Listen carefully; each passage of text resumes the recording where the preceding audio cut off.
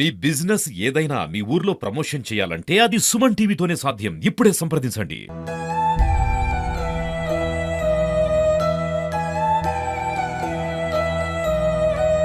నా కొడుకుకి ఎట్లయిందో నా మనమన్ని కూడా అట్టనే మనసులో పెట్టుకున్నారయ్యా. ఊళ్ళో 2 పీనుగులు ఉండంగా కూడా మేము ముగ్గురం నలుగురం 4 అక్కలు. హాయ్ హలో నమస్తే, వెల్కమ్ టు సుమన్ టీవీ. నేను మీ ముద్దం విక్రమ్. ప్రస్తుతం మనం నిర్మల్కు దగ్గరలో ఉన్నటువంటి చిట్యాల గ్రామంలో ఉన్నాము. మొన్న అడ్డిగా శ్రీశాంత్ అనే 14 సంవత్సరాల బాలుని అతి కిరాతకంగా బండరాయితో మోది చంపేయడం అయితే జరిగింది. పోలీసు వారు 24 గంటల్లోనే చంపిన వ్యక్తిని అయితే అరెస్ట్ చేశారు. కాకపోతే ఈ హత్య జరగడం వెనుక ఎన్నో కారణాలైతే మనకు తెలుస్తూ ఉన్నాయి. ప్రస్తుతం మనం అడ్డిగా శ్రీశాంత్ ఇంటి వద్ద అయితే ఉన్నాము. వాళ్ళ కుటుంబ సభ్యుల్ని ఈ విషాదం గురించి ఒకసారి పలకరించే ప్రయత్నం చేద్దాం. ఆ కొడుకు నా 20 కొడుకు లగ్నం చేసుకున్నా, నా రక్తంలో తెచ్చుకున్నాను. నా ఇంటి పిల్లని నాకు దారులు తవలు వాసిపోవద్దని నా కుటుంబ పిల్లని నేను తెచ్చుకున్నా. నా సత కొద్ది ఆ పిల్లకు జానటి పిల్లడు, ఈ పిల్లడు నా కొడుకును ఈ 8 ఏళ్ళ పిల్లడు అయిన గడికే నా కొడుకు చంపి పేర్చిల్లు ఉబ్బిలో కూర్చిల్లాడు. నా కొడుకు పేరు ప్రభాకరి. హోలీ పండుగ నాడు చంపిల్లు నా కొడుకును. నా కొడుకుకి ఎట్లయిందో నా మనమన్ని కూడా అట్టనే మనసులో పెట్టుకున్నారయ్యా. నా కొడుకు లెక్కనే కక్కుతే ఉన్నట్లు నా కొడుకు లెక్కనే ఉన్నాడు నా మనమడని. నా మనమని చూసి పొద్దుల తెస్తున్నాయ్యా. నా కాళ్ళు అర్రాక గంజి పోస్తాడు ఉన్నాడు, కొడుకు లేకుండా కొడుకు ఉన్నాడు అని బతుకుతున్నా. ఆ కొమ్మను కూడా చంపేసిండయ్యా. సటి పిల్లని తీసుకుపోయి ఘోరంగా బండలు ఎత్తేసి చంపేసిండు. చెడన దెబ్బ కొట్టుకులేమయ్యా. నా మనమడి గతి వాళ్ళకు చంపిన వాళ్ళకు వాళ్ళకు కూడా అదే గతి అలా తండ్రి. పానకు పానం తీయాల తండ్రి. మాకు మీ దయ భక్తుల న్యాయం చేయాలి తండ్రి. అంతే ఉన్నదమ్మా నా కొడుకు. అమ్మ, గవర్నమెంట్ నుంచి ఏమన్నా సాయం అందిందమ్మా? ఏమన్నా మాకేం అందలేదు అయ్యా. నా కొడుకు చచ్చిపోయినప్పుడు ఏమందలే, ఇప్పుడేమందలే. కుక్కలు వచ్చినాయి అయ్యా. మాకేం అందలేవు, మాకు రూపాయి అందలేవు. మా ఊరోళ్ళే 2 అయ్యలు నిలబడి మంచికై వెళిస్తానే మాకు కథ అయింది. మాకు అనుకున్నామన్నా లేవు, మాకు తిందామన్నారు ఎక్కలు లేవు, నడతామంటే కళ్ళు లేవు. నా కోడలు అదట్ నా లెక్క దాని కొడుకును పొలగొట్టుకున్నది. నా కొడుకు పోయిండు. మేము బతుకుడు ఏమీ లేదు, గుడ్డ లేదు, ఏమీ లేదు. నిన్న దయకసిన నిన్ను బియ్యం ఎత్తి ఆట వేసుకుని తిన్నామయ్యా. ఏమి లేదయ్యా, అంతకు ముందు ఏం లేదు. ఇప్పుడు ప్రస్తుతం మనతోని అడ్డిగా శ్రీశాంత్ వాళ్ళ అమ్మగారు అయితే మనతో ఉన్నారు. ఒకసారి ఈ జరిగిన దుర్ఘటన వెనుక పాపం మామయ్య బాధను తెలుసుకునే ప్రయత్నం అయితే మనం చేద్దాం. అమ్మ నమస్తే. అమ్మ నమస్కారం. అమ్మ చెప్పమ్మా.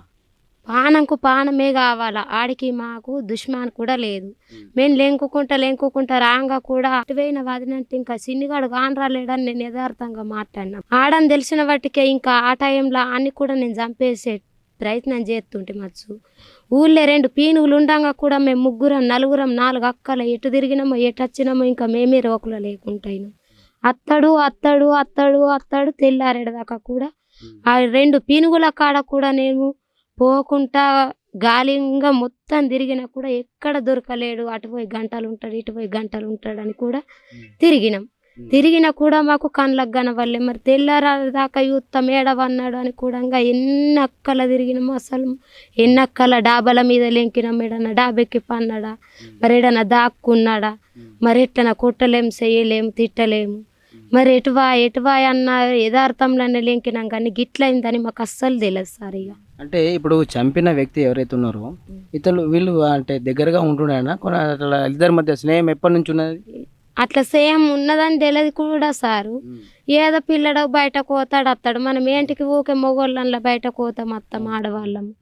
ఆవివ్వ గిల్లు దోస్తులు గిల్లు వీళ్ళు అడితో తిరుగుతాడు. ఆవివ్వ గిట్ట వేసిండు అనుమానం పట్టి ఆవు గాడు సారానని నువ్వు దుష్మాన్ ఉన్నావు, నువ్వు ఎంపినవురా అని ఇంటికి పోయి కయ్యమాడే గుసులాడే ఆవివ్వ అట్లా అనుకున్నా.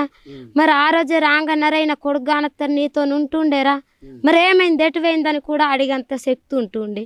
అడితో నా కొడుకుంటాడన్న మనకు నమ్మకమే లేదు. అన్ని విండి ఎట్లా అడగాలని నేను లెంకి వెళ్ళొస్తున్నాం అంతే. ఇక తెల్లారి గిట్లా అని తెలిసింది సార్. ఇక ఏమని చెప్తాము ఆడని తెలిసింది. మీ బాబు ఆ రోజు ఎన్ని గంటలకు ఇంటి నుంచి బయలుదేరండు? 5 గంటలకు వెళ్ళిండు. 5 గంటలకు వెళ్తే మా అత్తమ్మ అంది ఇక్కడ కనబడ్డాడు, అక్కడ పీను ఉంది, పీనుకు కళ్ళు తెస్తే ఆ కోకలు వడయ్య వేయిండ్లు పాలన అంగి తెల్లటంగి మనిషి ఎక్కించుకపోయిండు అని అంటే, ఆ మనిషి ఓళ్ళు అంటే ఊరైనానంటే ఆ ఊరైనా కూడా గాడు నేను ఎక్కించుకపోయినమ్మ గిడ బ్యాంకు కాడ దీనుండే నీ కొడుకు అని అన్నారు. బ్యాంకు కాడ దాకా తిరిగితిమి, మరి అవన్నీ బ్యాంకు కొత్త ఆఫీసు అవన్నీ లెంకితిమి, అటు స్టేషన్ దాకా లెంకత్తిమి, అటు ఆడదాకా ఇటు లెంకత్తిమి, ఇటు లెంకత్తిమి, మొత్తం మాకు అందిన కాడికి లెంకొచ్చినాం సార్. ఇక గీళ్ళ మీద అనుమానం ఉన్నది, గాళ్ళ మీద అనుమానం ఉన్నదని ఎట్లెత్తుకుంటామా కాదమ్మ మనం. ఆవేవా దుష్మాను పగా ఉన్నారు, కయ్యమాడినాము, గుసలాడిన వాళ్ళని కొట్టిన అమ్మ కొట్టిండ్లనకపోవు, తిట్టిన అమ్మ నన్ను గిల్లు తిట్టిండ్లనకపోవు. అగాదం ఎట్లెత్తుకొని నిందె కట్టి మాట్లాడుతుంటే. అంటే మీ బాబు కళ్ళ దుకాణంలో పనిచేస్తుండేనా లేకపోతే ఇక్కడ అంటే వారం రోజులు అయ్యే మనిషి లేడు రా అన్నదానికి అంటే పోయిండట. పోయినా కానీ రోజు పోతుంటే సార్ నేను దూరంకి వెళ్ళన్నా భయపడతాడు, అమ్మ ఇజ్జత పోతుంది, మొగోళ్ళు ఉంటారంటే గొడసాటికి వెళ్ళన్నా యూజ్ చేస్తుంటే ఊళ్ళో పీనుగు ఉన్నది ఆడొచ్చేస్తాడు. వచ్చిండు 5 గంటలకు కదా, తిందలు కత్తాడు 6కి 6:30 7కి అచ్చిటే ఉంటాడు అని అక్కడనే కులంలో ఉన్నాం. ఉండి 7 8 దాకా చూసి 8 సంది స్టార్ట్ పెట్టినామంటే నైట్ 2-3 అయింది లేకోడు అంతే సార్. ఇప్పుడు మీకు గవర్నమెంట్ నుంచి ఏదన్నా సహాయం అందిందమ్మా? ఏం సాయం లేదు సారు, ఏం ఒక్కరు కూడా ఇగో అమ్మకి డబ్బులని ఇచ్చిన మనిషి ఇయ్యలేరు, మేము తీసుకునిలేము. ఇగో అని అల్లా అనలేరు, మేము ఇయ్యలేము, తీసుకునిలేము. చంపిన అతనికి ఎలాంటి శిక్ష పడితే బాగుంటుందని మీరు అనుకుంటున్నారు? ఊరి శిక్ష పడాలా, పానంకు పానమే కాల అంతే. పైసద్దు, ధనమద్దు, దైవమద్దు అంతే.